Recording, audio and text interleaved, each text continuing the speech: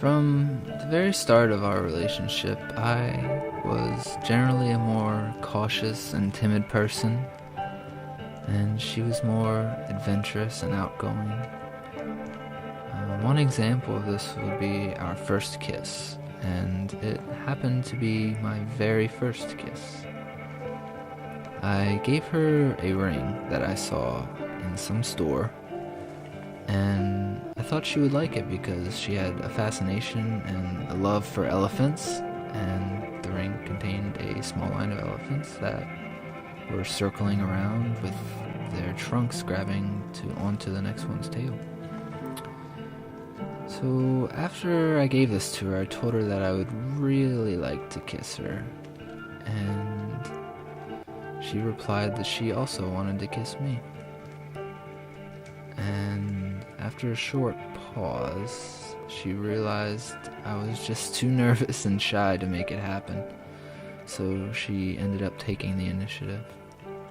And the following few months were some of the best of my life so far. The fortified walls that surrounded her heart slowly started to crumble as we got closer and closer to each other. It was like living a dream every time I saw her. It was an indescribable feeling of pleasure, excitement, happiness, and love. And as I look back on our relationship, I realized that the times where I was happiest were the times that we just sat around and talked. We found an unsurpassed enjoyment in each other's presence, and we soon became almost inseparable. And at this point, I began to lose contact with some of my friends and unintentionally began to drift away from them. But at the time, this really didn't bother me much because I was in such a state of ecstasy when I was with her that being with other people just generally lost its appeal. And we spent more and more time with each other to the point that I saw her for several hours a day, every day. And she soon became the most significant part of my life and my greatest source of pleasure. Our relationship became more intense and intimate as we spent an increasing amount of time together.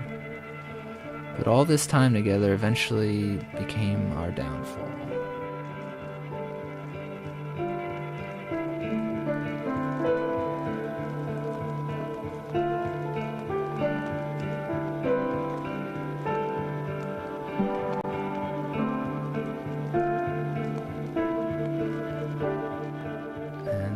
The little things that we used to silently forgive each other for suddenly became major problems that we had to deal with. I guess it was a buildup of subconsciously repressed emotions that just seemed to boil over from time to time. And most of the time we dealt with these issues rather poorly by yelling at each other and hurting each other mentally, emotionally, and physically. Our emotions took control and our actions became more and more foolish as our anger and annoyance with each other became heightened. But despite all the stress and all the pain, I always wanted to see her. During our worst fights, when I felt nothing but hatred for her, she would storm off and I would find myself missing her. I still wanted to be with her and I still loved her, even though at the same time my raging emotions were pushing her away. A lot of times our fights began with insignificant little things, and our negative reactions to each other's reactions just fed the fire of hostility until eventually we couldn't stand each other's presence any longer. The same person that I fell so deeply in love with, whose very presence gave me indescribable joy, became almost unbearable to be with.